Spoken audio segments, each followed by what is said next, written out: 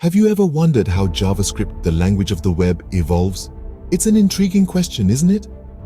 As we delve into the world of JavaScript today, let's focus on a couple of vital elements that contribute to its evolution: TC39 proposals and polyfills. The TC39, or Technical Committee Number 39, is the team responsible for evolving JavaScript. They propose new features, which go through a rigorous process of discussion, refinement, and testing before they become a part of the language. Isn't that fascinating? It's like watching a caterpillar metamorphose into a butterfly, but in the world of coding. Let's take a step deeper. Have you ever heard of polyfills? In the simplest terms, a polyfill is code that implements a feature on web browsers that do not support the feature. Most often, it's a JavaScript library that you add to your HTML to bring an older browser up to speed with modern, standardized JavaScript. Imagine being a time traveler, bringing the wisdom of the future to the past.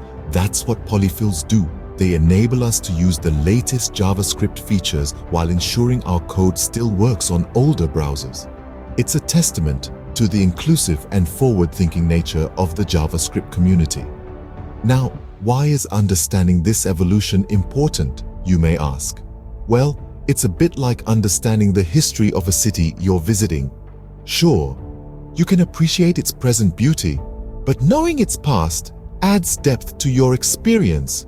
Similarly, understanding the evolution of JavaScript not only enriches your knowledge, but also gives you a clear perspective on where it's heading.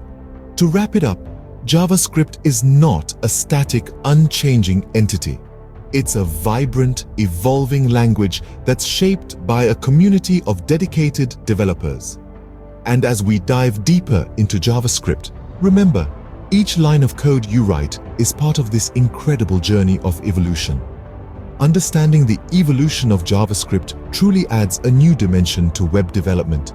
So keep exploring, keep learning, and let's continue this deep dive into the fascinating world of JavaScript together. React, a popular JavaScript library, brings web applications to life. But how does it do that? Let's take a moment to unravel this intriguing phenomenon. At the heart of React is the Document Object Model, or DOM, a programming interface for web documents. It represents the structure of a web page and allows scripts to alter the content and layout. But the DOM can be slow, and this is where React steps in with its genius. React introduces a virtual DOM, a lightweight copy of the actual DOM. When the state of an object changes, React first updates the virtual DOM. Then it compares the updated virtual DOM with the previous version, a process known as diffing. This helps React identify what exactly has changed. This change is then updated in the real DOM. This selective rendering process makes React highly efficient and fast. But there's more. React also transpiles code. You might ask, what's transpiling? Well, it's the process of converting source code from one language or syntax into another. In the case of React, it transpiles JSX, an HTML-like syntax, into JavaScript. This means you can write code that looks like HTML, but it's actually JavaScript under the hood. React's ability to render DOM elements and transpile code is indeed magical. It's like a master puppeteer, controlling the strings to create a dynamic, interactive web experience. And the beauty lies in its simplicity and efficiency. React allows us to write readable, maintainable code that scales well and performs even better. So, the next time you marvel at a slick, responsive web application, remember the magic behind it. The React library, with its unique rendering process and code transpilation, breathes life into these applications. React does not merely create applications, it creates experiences. It's a powerful tool in the hands of developers, shaping the way we interact with the digital world. The magic behind React's rendering process is truly fascinating. It's a testament to the endless possibilities of technology and a reminder of how far we've come in the world of web development. Node.js, a powerful tool for server-side JavaScript. But what can it really do? Let's dive right in and explore. Imagine you're building a student portal. You need a way for students to register and log in, right? That's where Node.js comes in. Node.js allows us to create APIs or application programming interfaces for these exact functions. With just a few lines of code, we can set up a registration route where students can enter their details to sign up. Similarly, we can create a login route where students can enter their credentials to access the portal. But wait, there's more. What if we want to ensure that only registered students can access certain parts of the portal? That's where middleware comes into play. Middleware is essentially a series of functions that have access to the request and response objects and the next function in the application's request-response cycle. In the context of our student portal, middleware can be used to verify if a student is logged in before they can proceed to access restricted routes. If they're not logged in, the middleware will stop the process right there and send them back to the login page. The beauty of middleware is that it's not limited to just authentication. It can be used to handle errors, transform request data, perform logging, and so much more. It's like a Swiss Army knife in the world of Node.js. And the best part? All of this is written in JavaScript, a language that many of us are already familiar with from our front-end development experiences. It's the same language, but used in a completely different and powerful way. So, you see, Node.js is not just about running JavaScript on the server. It's about creating robust, scalable back-end solutions that can handle complex tasks like user authentication, data validation, and error handling, all in JavaScript. The power of server-side JavaScript through Node.js is mind-blowing. And that's just the tip of the iceberg. As we continue to explore and learn, there's no doubt we'll uncover even more incredible aspects of Node.js. Data structures are essential in computer science, but have you ever thought about how nature uses them? If you haven't, buckle up because we're about to delve into an interesting connection between computer science and nature. In our daily life, we use data structures without even realizing it. Take trees, for example. And no, I'm not just talking about the green, leafy kind, but the ones that exist in the realm of data structures and algorithms. Binary search trees, or BSTs, are a type of tree-based data structure that have a unique property. Each node of a BST has a value, and all the nodes to its left have values that are less than its own, while all the nodes to its right have values greater than its own. This organization allows us to search for data efficiently. Now think about a real tree in nature. The trunk is like the root node, and each branch is like a node in the tree branching out to smaller branches and leaves, similar to how data branches out in a binary search tree.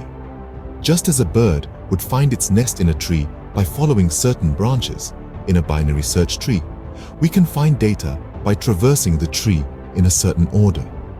If the data we're looking for is greater than the current node, we go right. If it's less, we go left. This efficient way of storing and retrieving data is not just a man-made concept, it's used by nature too. For instance, our brain neurons are connected in a way that can be likened to a complex network of trees, helping us to store and retrieve memories. Isn't it fascinating how the principles we use in computer science to solve complex problems are mirrored in nature? It's as if nature herself is a seasoned programmer, having implemented these efficient systems long before we even thought about them. The more we learn about data structures and algorithms, the more we realize that nature has been using these concepts for centuries.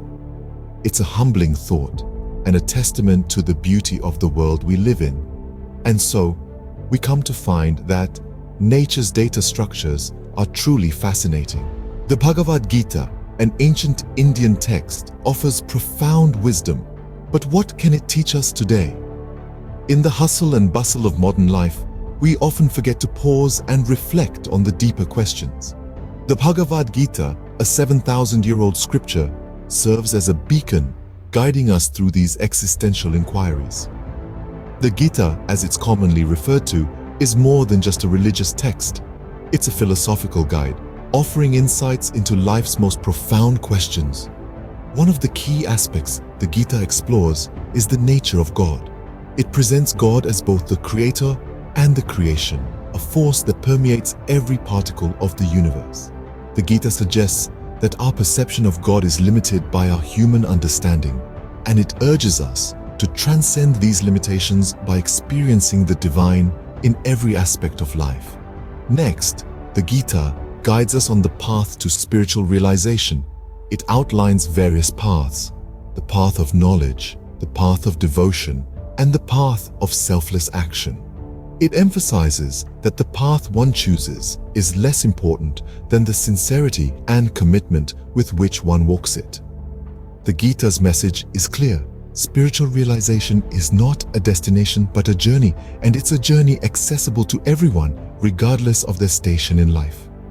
Finally, the Gita delves into how one can connect with the divine. It advises us to see the divine in every being and every action. It encourages us to perform our duties with devotion without attachment to the outcome. This, it posits, is the key to maintaining a constant connection with the divine, even in the midst of our daily lives. The Bhagavad Gita, despite its ancient origins, remains a timeless guide. Its teachings about the nature of God, the path to spiritual realization, and the way to connect with the divine resonate even today. The profound wisdom in the Bhagavad Gita opens up new perspectives. It invites us to look beyond the surface, to question, to seek, and ultimately to grow. It reminds us that learning is not just about acquiring knowledge, but also about deepening our understanding of ourselves and the world around us. Learning is an incredible journey, but what did we learn today? Our exploration started with JavaScript, diving into TC39 proposals and polyfills. React then showed us its magic, rendering DOM elements and transpiling code before our eyes. Node.js allowed us to create APIs, implement middleware, and harness the power of server-side JavaScript. We ventured into the world of data structures and algorithms, focusing on binary search trees. Finally, we sought wisdom from the Bhagavad Gita, pondering the divine and spiritual realization. Each subject opened up new perspectives today. Learning is indeed an incredible journey.